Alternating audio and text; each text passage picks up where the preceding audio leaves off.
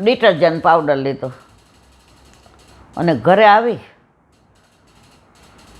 હવે જો ઓલા જે સંતના માથે બિરાજતા હતા એ સાક્ષાત કાનોડો માનતા હતા, સાક્ષાત નંદનંદન માનતા હતા, સાક્ષાત યશોદાનંદન માનતા હતા, સાક્ષાત ગોવિંદ માનતા હતા, સાક્ષાત ગોપાલ માનતા હતા. હવાર સુધી હાલે એના હરિ તારા નામ છે હજાર, કયે નામે લખવી કંકોતરી. કોઈ તને રામ કહે, કોઈ તને શ્યામ, કોઈ કહે નંદનો કિશોર. નાના હતા ને ત્યારે આ બધી પ્રાર્થના આ બધું આવતું હતું.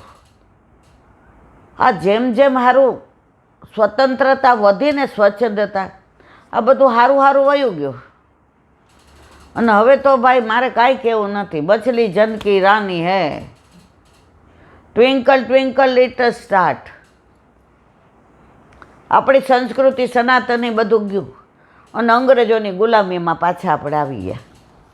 ખોટા ટ્રેક ઉપર આવી જાય છે એટલે આ વાત આવ કરીએ છીએ. ઓલો તો ઘરે આવ્યો,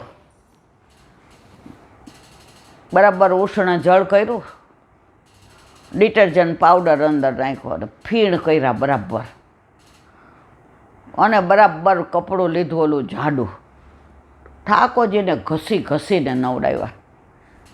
એ માનતો તો આ મૂર્તિ જ, આને હું રૂપાળા કરી દઉં, આને હું ચમકતા કરી દઉં, આને હું તેજવાળા. આ તો તેજ જ છે, ચળકતા જ છે, પ્રકાશિત છે, પુંજ છે, પણ પુષ્ટિ પુરુષોત્તમ નથી માનતો ને. આ 12-14 વર્ષનો છોકરો એને મૂર્તિ માને છે. હવે પરિણામ શું આવ્યું? એણે તો જોયું તો આમાં હા ઠાકોરજી કે આવીને સંત મહાત્મા એવું ઇનામ આપશે ને મને કે કોઈને ન આપ્યું. કે વાહ, અત્યાર સુધી મેં ઠાકોરજીને જે નથી નવડાવ્યા, સ્નાન કરાવ્યું એવું તે કરાવ્યું. મારા ઠાકોરજીને તે તો ચમકતા કરી દીધા. હું અહીંયા સ્નાન કરાવ્યું અને ઓલા ત્યાં સવાર પડી ગઈ હતી. સ્નાન કરાવતી વખતે ઓલાને ઝબકી આવી. ઝબકી એટલે ઝોકો. બેઠા હતા ને ઝોકો આવી ગયો. ઠાકોરજીએ દર્શન આપ્યા. બાબા દેખ રી દેખ, મોકો યવું લહુ નિકલતા હૈ, यहाँ लहू निकलता है, वाह तेरे बचवाने तो मुँह को यूं घीस घीस के वो डिटर्जेंट से स्नान करवाया. बाबा मेरे को यूं जलन हो रही है, मैं सह नहीं सकता. बाबा देख अब मैं क्या करूँ. અને ઠાકોરજી રડે. ઓલા સંતને કેવા ન રહ્યા. અને જે દોટ મૂકી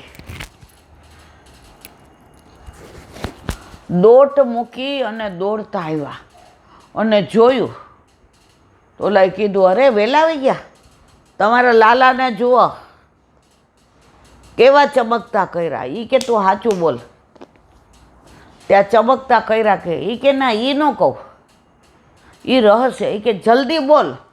અને સંત મહાત્માનું તો શરીર ધ્રુજે, બોલાય નહીં, આંખમાંથી આંસુ, હાથ પગમાં ઝંઝણાટે. ગુલાબ જળ લઈ આવ્યા ને ચંદન લઈ આવ્યા ને યમુના જળ લઈ આવ્યા ને ઠાકોરજીને સુશીતોપચાર કર્યા. એ કે મેં ડિટર્જન્ટ પાવડરથી નવડાવ્યા. અર આપણા મનુષ્યના છોકરાને આપણે ડિટર્જન્ટ પાવડરથી નથી નવડાવતા. તે મારા સાક્ષાત પુષ્ટિ પુરુષોત્તમને આવું કર્યું. બાબા મેં તો ચમકતા કર્યા. ભાઈ તું આને મૂર્તિ માનતો હતો ને એટલે ચમકતા કર્યા. હું એને હળવે હળું સ્નાન કરાવતો. ક્યાંક મારા હાથ, એટલે જો આપણે વીંટી પહેરીને સ્નાન ન કરાવાય, વીંટી પહેરીને સેવા ન કરાય, ક્યાંક વાગી જાય. ઘણા વૈષ્ણવ મને એમ કહ્યું, એલા બેન આબે ધ્યાન રાખીએ ન વાગે. મારા વાલા ક્યારે વાગી જાય ખબર ન પડે. એટલે પહેલાં મને ખબર નહોતી. ઠાકોરજી પુષ્ટ કરાવ્યા, મને 2 હાથમાં વીંટી ન હોય ને મને મજા ન આવે. મારી બાએ કીધું કાંઈ વાંધો ને, તારે પહેરવાની બટા 24 કલાક. સામગ્રી કરે ત્યારે અને સેવા પહોંચે ત્યારે વીંટી એક બાજુ મૂકી દેવાની. માળાજી કરે ત્યારેય નહીં. એ વ્રજભક્તો છે, એને વાગી જાય દીકરા, એટલે બધું પહોંચી લઉં, પછી વીંટી તો પહેરી લઉં. મને હવે નાનપણથી ખરાબ ટેવ પડી. વીંટી જોઈએ, પગમાં સાંકળા જોઈએ, આ ચાંદલો જોઈએ, ચૂક જોઈએ ને કાનમાં જોઈએ, બગડી વિના હાલે નહીં. હવે આ નાનપણથી લગ્ન થયા ત્યારથી ટેવ પડી ગઈ છે. તો પછી ઓલાને કહ્યું તે બહુ કર્યું, ત્યારે ઓલાને ફીલ થયું. પણ એને ઠાકોરજી એવા દર્શન ન આપ્યા કે અહીંયા બધે લોહી નીકળ્યું છે, લોહીના ટસિયા ફૂટી ગયા છે, ઠાકોરજીની બધી સ્કીન પેલી થઈ ગઈ છે. બરાબર શીતોપચાર કર્યા, ઠાકોરજીને ચંદન, પછી વીંજળો ઢોળ્યો, ગુલાબજળ, અને પછી ઠાકોરજી બરાબર સ્વસ્થ થયા, સુંદર દર્શન આપ્યા. અને ઠાકોરજીને ગોદમાં લઈને છાતીએ લગાડી અને સંત મહાત્માએ કહ્યું, બાબા अब कैसो लगे? ठाकुर जी चिपकीने के, बाबा अब वो को छोड़ के कहीं मत जाइयो, अब मैं अकेलो नहीं रहूँगा. देखो एक दिन में ये तो बराबर हो गयो, तुमने शीतोपचार कियो, अब किसी के भरोसे मेरे को मत छोड़ना. आना उपरथी आपड़ा ठाकोरजी કહે છે કે બને ત્યાં સુધી આપણા ઠાકોરજીને આપણે ક્યાંય પધરાવાના નહીં. કારણ જેવા છીએ ને એવા આપણે મા બાપ જ એને પ્રેમ કરીએ. પેલી ગાંડીમાં હતી ને, ગાંડીમાં સુવાવડમાં એની હેડ એવી થઈ કે ગાંડી થઈ ગઈ. અને ડૉક્ટરે કીધું કે 2-4 દિવસ છોકરો એનું ધાવણ ધાવશે ને એટલે એની માં ડાય થઈ જશે. એનો હરખ એવો છે કે આજે 20 વર્ષે માં બની છે ને, એના હરખમાં ને હરખમાં એ ગાંડી થઈ ગઈ છે. કપડાં કાઢી નાખે, દોડવા માંડે, વાળ ન ઓળાવે, ખાય નહીં, અને એને સુવાવડાવી. બધાને ચિંતા થતી હતી કે આ છોકરો એના ધાવણ વિના રહેશે કેમ.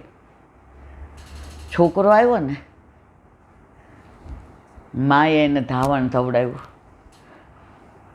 વળી પાછી ગાંડા કાઢે. અડધો કલાક થાય ને પાછી આવે, પછી લઈને પાછી ધવડાવે.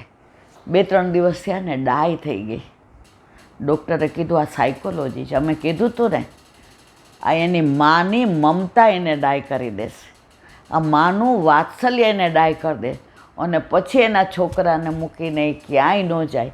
એને સ્નાન કરાવે તોય ધ્યાન રાખે, એને વસ્ત્ર પહેરાવે તોય ધ્યાન રાખે, એને ધવડાવે તોય રાતના પડખું ન ફરે. ક્યાંક પડખું ફરવા જાઓ ને મારું છોકરું દબાઈ જાય તો, એટલે રાતના આખી રાત બેસી રહે કે મારા છોકરાને કાંઈ થવું ન જોઈએ.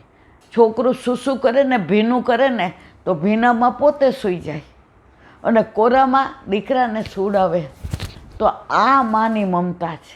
જો લૌકિક માં આવો પ્રેમ કરતી હોય તો આપણે તો સાક્ષાત પૂર્ણ પુરુષોત્તમના માં છીએ. તો આપણે આપણા ઠાકોરજીને બને ત્યાં સુધી ક્યાંય પધરાવવા નહીં. જો આપણે આટલું બધું બોલું કુટુંબ એટલે આપણા ઉપર કૃપા છે. મેં કીધું કે 16 દિવસ થાય ત્યારે રાત્રે મને કહેવાનું. અને બધાય અમેરિકા, કોઈ અહીં રહેતું નથી. વલ્લભની કૃપા. જો જ્યારે તમે પ્રભુને અનહદ પ્રેમ કરો ને, પ્રભુ વ્યવસ્થા કરી દે, એમાં કોઈ શંકાને સ્થાન નથી. બોલો વલ્લભાધીશ હરિરાય મહાપ્રભુજી કી જય. વલ્લભ સાખી 73મી. श्री वृंदावन के वृक्ष को मरम न जाने को, एक पात के सुमीर के आप छत्र भुज होय श्री वल्लभ, आप छत्र भुज होय. આપણે વૃંદાવનનો 3-4 દિવસથી અઠવાડિયાથી કરીએ છીએ વ્રજ. ઠાકોરજી મધુવનમાં ગાયો ચરાવવા જાય કે તાલવનમાં જાય, બૌલાવનમાં કે કુમુદવનમાં, વૃંદાવનમાં કે બચવનમાં, બિહારી વનમાં કે ભાંડીર વનમાં, કોકિલા વનમાં કે ભદ્રવનમાં, બેલ વનમાં કે માટ વનમાં, ગહેરે વનમાં કે કુંજ નિકુંજવા, જ્યાં પણ પધારે એ બધા વૃક્ષોને સનાથ કરવા, એ બધી વેલીઓને સનાથ કરવા, એ રજને સનાથ કરવા. તો આખું વ્રજ વૃંદાવન જ છે. વૃંદાવન એટલે વૃંદા એટલે તુલસીજી. જ્યાં તુલસીજીના છોડ વધુ હોય એ વૃંદાવન. વૃંદા એટલે રાધાજી. વૃંદા એટલે શાલિગ્રામજી સાથે જેના વિવાહ થયા એ તુલસીજી. હવે એ બધું વિવરણ કરવા બેસીએ તો મોડું થઈ જાય. પણ વૃંદાવન કે વૃક્ષ કો મરમ ન જાને કોઈ. તમે જો વ્રજમાં જાઓ ને એટલે વ્રજવાસી તમને ના પાડે કે વૃક્ષનું પાન તોડવાનું નહીં. તો એક વૈષ્ણવે પ્રશ્ન કર્યો કે અમે ઠાકોરજી પધરાવીને આવીએ તો તુલસીજી તોડાય? તો એણે હા પાડી. એ કે તુલસીજી વૃક્ષ નથી. તુલસીજી સાક્ષાત ઠાકોરજીને સાબરીજીના શ્રીઅંગની સુગંધ છે. તમે એ પધરાવો ત્યારે ઠાકોરજી આરોગે. જો આપણે રાજભોગ ધરાવીએ છીએ, તમે કે આરાધ્ય 12 તુલસીજીને લઈ આવો. પ્રાચીન વૈષ્ણવો તો તુલસીજી લેતા ને ત્યારે આજ્ઞા લેતા, તુલસીમાં અમે આપણે છોડથી છૂટા કરીએ, કારણ કે આપે ઠાકોરજીની સન્મુખ પધારવાનો છે, અને પછી તુલસીજી તોડતા. હવે જેમ સમય જાય છે એમ આ બધું તિરોહિત થતું જાય છે.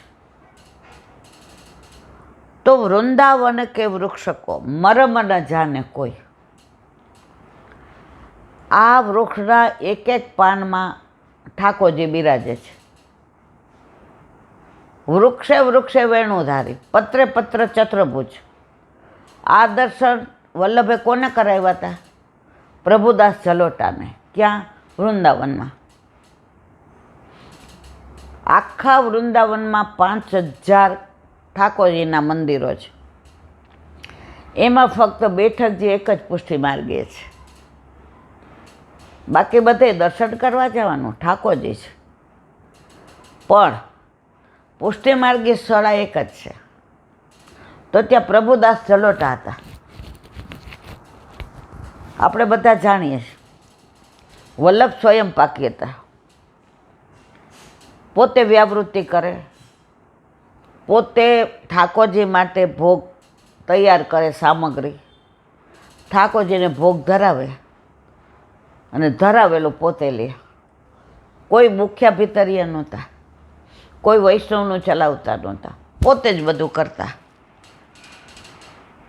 પાછા ઉઘાડા ચરણે પરિક્રમા કરતા.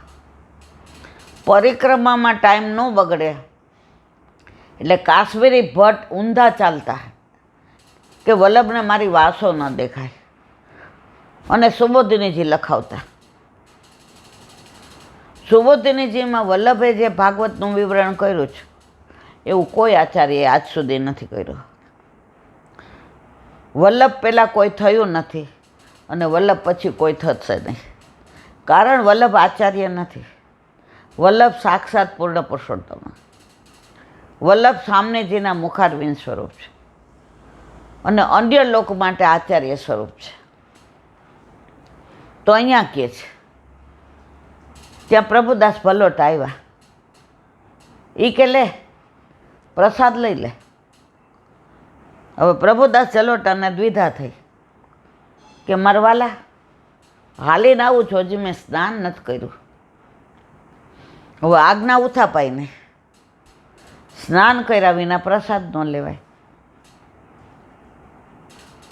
પોતે વ્યક્ત કર્યું, જેરાજ મેં સ્નાન નથી કર્યું.